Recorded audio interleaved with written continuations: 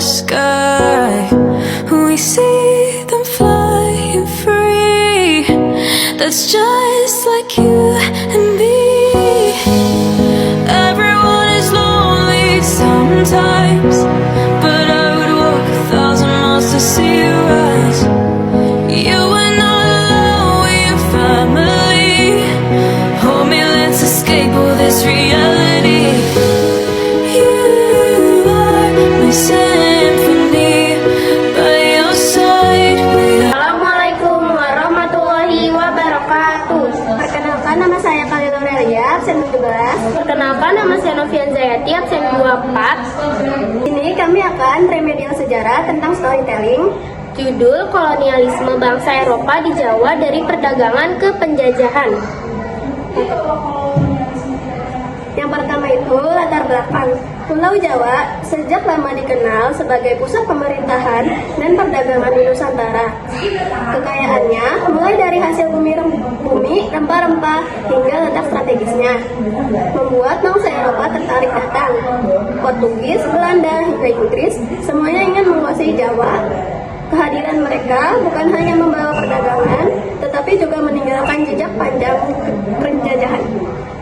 Tujuannya, melalui video ini kita akan mempelajari bagaimana proses kolonialisme bangsa Eropa terjadi di Jawa, apa dampaknya bagi masyarakat, serta bagaimana rakyat melakukan perlawanan. Harapannya kita dapat memahami sejarah dengan lebih hidup sekaligus menumbuhkan rasa cinta tanah air.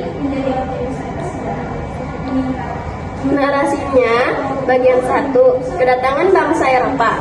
Visual, kapal layar, peta jalur pelayaran, pantai utara Jawa. Pada abad ke-16, Portugis menjadi bangsa Eropa pertama yang singgah di Jawa. Mereka berusaha menguasai perdagangan di pesisir utara, terutama di Sunda Kelapa. Namun, pada tahun 1527, Fatahillah berhasil mengusir Portugis dan menamai pelabuhan itu Jayakarta. Yang kedua, VOC dan monopoli Belanda. Gedung VOC, ilustrasi perdagangan rempah dan rakyat bekerja paksa. Awal abad ke-17, Belanda datang melalui VOC. VOC mendirikan kantor dagang di Batavia dan perlahan menguasai Jawa. Mereka menerapkan monopoli, yaitu rakyat hanya boleh menjual hasil bumi kepada VOC dengan harga rendah.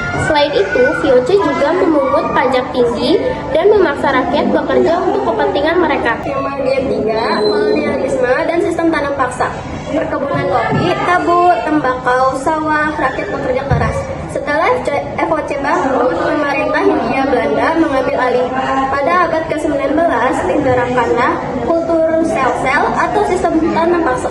Rakyat Jawa diwajibkan menanam tanaman ekspor seperti kopi, tebu, dan nila. Di sebagian besar tanah mereka, hasilnya dikirim ke Belanda dan menguntungkan negeri penjajah, sementara rakyat menderita kelaparan. Yang keempat, perlawanan rakyat Jawa. Tokoh Diponegoro, perang, peta wilayah perlawanan. Penindasan itu menimbulkan perlawanan. Perang Diponegoro tahun 1825 sampai 1830 menjadi salah satu perlawanan terbesar di Jawa.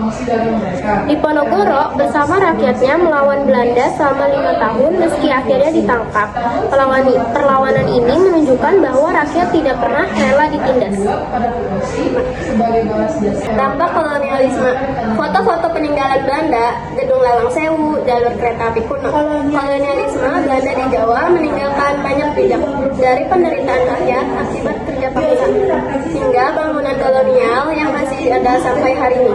Namun, semua itu juga menumbuhkan kesadaran bangsa untuk bersatu melawan penjajahan. Penutup, visual bendera Indonesia, anak-anak sekolah, sawah hijau, kota modern. Sejarah kolonialisme di Jawa bukan hanya cerita masa lalu. Dari kisah inilah kita belajar bahwa kebebasan dan kemerdekaan adalah hasil perjuangan panjang. Tugas kita sebagai generasi penerus adalah menghargai sejarah, menjaga persatuan, dan mengisi kemerdekaan dengan karya yang membanggakan. Sekian dari kami, kurang lebihnya mohon maaf. Wassalamualaikum warahmatullahi wabarakatuh.